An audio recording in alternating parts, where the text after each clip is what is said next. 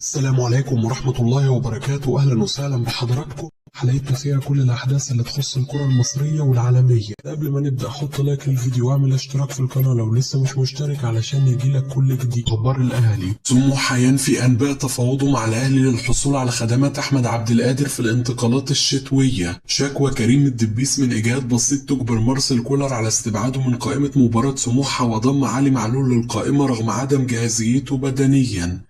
شعور بيرسي تاو بآلام في العضلة الأمامية وشعور طاهر محمد طاهر بآلام في الكاحل تجبر مارسيل كولر على استبعاد الثنائي من مواجهة سموحة بالدوري. ومصدر يؤكد أن استبعاد الثنائي تحفظي لعدم تفاقم إصابتهم وأنه من الممكن أن يتواجدوا مع الفريق في المباراة القادمة. تعرض محمود متولي لإصابة جديدة بالتهابات في العضلة الأمامية تجبر مارسيل كولر على استبعاده من مباراة سموحة.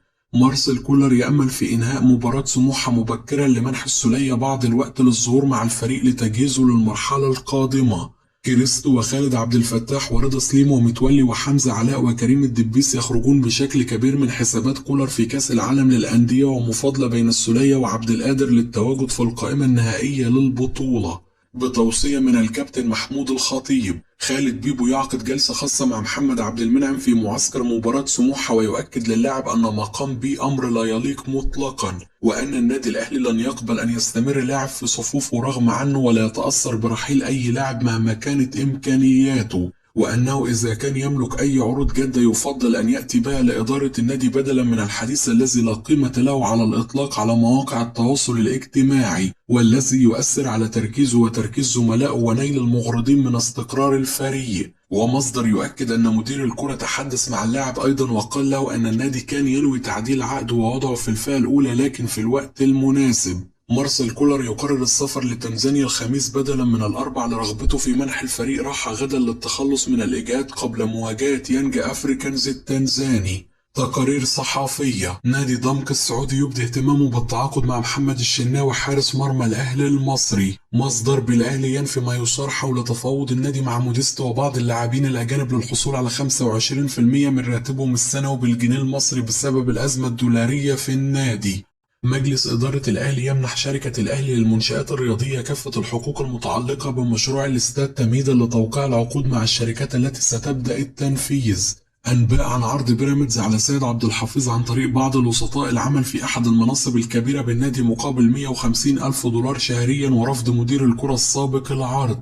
تأخر الأهلي في الرد على مطالب فيوتشر في الحصول على نيدفيد وخالد عبد الفتاح وصلاح محسن مقابل عمر كمال عبد الواحد تزعج مسؤول فيوتشر. وتدفع رئيس النادي للخروج والحديث عن عدم وجود مفاوضات رسمية رغم جلوس مسؤول كبير بالأهلي مع مسؤول كبير بنادي للتفاوض حول الصفقة. ومصدر بالأهلي يؤكد أن الجهاز الفني بقيادة مارسيل كولر متحفظ بشكل كبير على خروج 3 لاعبين مقيدين في القائمة الإفريقية مقابل التعاقد مع عمر كمال الذي لن يتمكن من اللعب مع الفريق في البطولة القارية وذلك بسبب مشاركته مع فريقه في الكونفدرالية. وأن إدارة النادي تحاول إقناع المدرب السويسري بالوقت الحالي بالاستغناء عن لاعب أو لاعبين من هؤلاء الأسماء لحسم الصفقة وأن هذا هو السبب في تأخر حسم الصفقة حتى الآن. روي فيتوريا مدرب المنتخب الوطني يغادر مصر لقضاء أجازة سريعة مع العائلة قبل الاستعداد لبطولة الأمم الإفريقية. رئيس ميدياما الغاني: أعتقد مباراتنا أمام الأهلي كانت مباراة جميلة والجماهير استمتعت بها وكنا مميزين ولكن الأهلي بخبراته استطاع الفوز. لا يوجد أي مفاوضات بين الأهلي وميدياما بشأن جوناثان سو ولكن لدينا عدة أندية مهتمة باللاعب منهم أندية مصرية وأوروبية والآن لا نرغب في انتقال اللاعب لأي نادي ولكن ربما بعد ذلك نفكر في الأمر وهو يمثل قوة ضربة للفريق ولا يوجد سعر محدد لبيعه ونظرا لأننا لا ننوي بيعه الآن سننتظر حتى نتلقى العروض الرسمية لنحدد قيمته وقتها. ضياء السيد: أتمنى أن يستمر أداء الأهلي القوي أمام سموحة بنفس مستوى الشوط الثاني أمام ميدياما الغاني ومن المهم اللعب بجدية كاملة واستبعاد كريم الدبيس مفاجأة بالنسبة لي بعدما قدم مستوى طيب خلال المباريات الماضية كان على الأقل يجب أن يتواجد بديلا ومع بعض الخبرات سيتطور مستواه أكثر. كريم فؤاد قدم مستوى هائل ولديه صفات رائعة، ويمتلك السرعة والحماس والروح العالية، وأتمنى التوفيق له وأن تبتعد عنه الإصابات. واللاعب نجح في كافة المراكز مع كولر، ولكن عليه أن يدخل كثيرا لعمق الملعب ويعطي المساحة لهاني للتقدم من أجل الهجوم، وهو ما فعله بيرسي تاو بعد مشاركته في الشوط الثاني. لذلك هاني يتألق بجوار اللاعب الجنوب أفريقي. عمر كمال عبد الواحد انضم لمنتخب مصر في وجودي كمدربا للفراعنة، ووجوده في الأهلي إضافة كبيرة، خصوصا مع كثرة عدد المباريات المحلية والقارية التي يخوضها الأحمر، كما أنه يجيد اللعب في أكثر من مركز. وأصبح الأهلي مجبر على اللعب في أكثر من بطولة بسبب العوامل المالية. أتمنى انتقال فتوح للأهلي لو كان متاح، ولا أعرف هل سيقوم الزمالك ببيعه داخل أو خارج مصر، وهو لاعب مميز ومن أفضل العناصر في مركز الظهير الأيسر ومازال صغير السن. تصريحات اللاعبين عبر السوشيال ميديا وتلميحاتهم بشأن عقودهم وارتباطاتهم بأنديتهم أصبحت غير مقبولة، وكل لاعب لديه وكيل، كما أن نادي يتفاوض معه، وهذه الأمور من المفترض أن تخضع للسرية. ولكن اللاعبين أصبحوا يهتمون بالكتابة كثيرا عبر حساباتهم الرسمية. يجب أن يلتزم عبد المنعم ويسير على النظام الاحترافي. محمد صلاح كانت تتردد حوله أحاديث كثيرة خلال الفترة الأخيرة، ولم يدلي بأي تصريحات مطلقا حول تجديد عقده، وفوجئ الجميع بقيامه بالتوقيع الرسمي. لذلك أنصح محمد عبد المنعم بالتركيز فقط في عمله. كل لاعب لديه عقد، وعندما ينتهي من حقه الرحيل حال عدم رغبته في البقاء. وعبد المنعم تعجل في الحديث عبر مواقع التواصل الاجتماعي، لا سيما أن عقده مستمر حتى الموسم المقبل، وفي النهاية الأمور ستحل تحت أي بند سواء رحل أو جدد عقده. الأهلي لديه مباراة مهمة اليوم وبعدها مواجهات هامة في أفريقيا، لذلك كان عليه التركيز بدلا من تصدير القلق لنفسه وللجماهير والفريق، والجميع سيتطوع لمناقشة ما كتبه. ولذلك نصحت له أن يركز في عمله مع الأهلي فقط وترك ملف التجديد حاليا. وهناك لاعبين كثيرين رحلوا عن النادي ولم يحدث شيء ولم يتأثر الأهلي، وعبد المنعم لاعب صغير وشاب وملتزم ويحظى بتقدير كامل من النادي والمنتخب الوطني، واللاعب مقبل على مرحلة هامة مع الأهلي والمنتخب الوطني بالمشاركة في العديد من البطولات. وفي النهاية الأهلي لا يقف على أي لاعب مهما كان اسمه، والأمثلة كثيرة وعديدة. وهناك لاعبين أمثال رمضان صبحي وأحمد فتحي وغيرهم رحلوا واستمر النادي في حصد البطولات. محمد عبد الجليل نجم الأهلي السابق.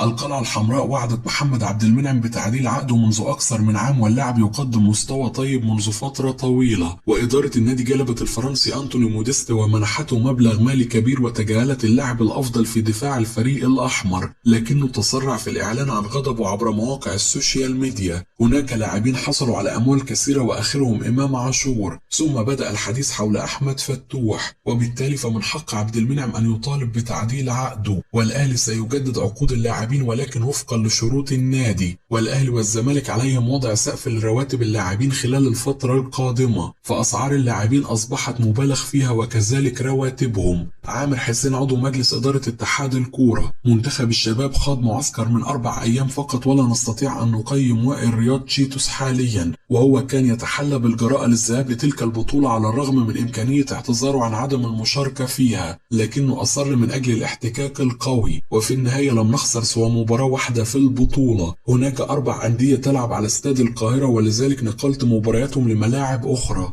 وحاولت التنويع بين الملاعب التي ستلعب عليها تلك الأندية حتى لا نضغط على ملعب بعينه. الضغط على استاد السلام كبير جدا، لأن هناك أيضا أندية من القسم الثاني تخوض مبارياتها عليه، ومن الطبيعي أن تتأثر الأرضية، وسيستضيف الكثير من المباريات الفترة القادمة. استاد القاهرة هو الوحيد الذي يمكنه تحمل الكثير من المباريات، لأنه عشبه بين الطبيعي والصناعي، وهذا مكلف جدا. إن لم يحدث أي شيء طارئ وصارت الأمور كما خطط لها، سننهي الدوري في نهاية شهر يوليو القادم. بطولة كأس الرابطة ستبدأ يوم 7 أو 8 يناير المقبل، وسنحدد موعدها بعيدا عن مباريات مصر في كأس الأمم الإفريقية والمباريات المهمة بشكل عام في البطولة.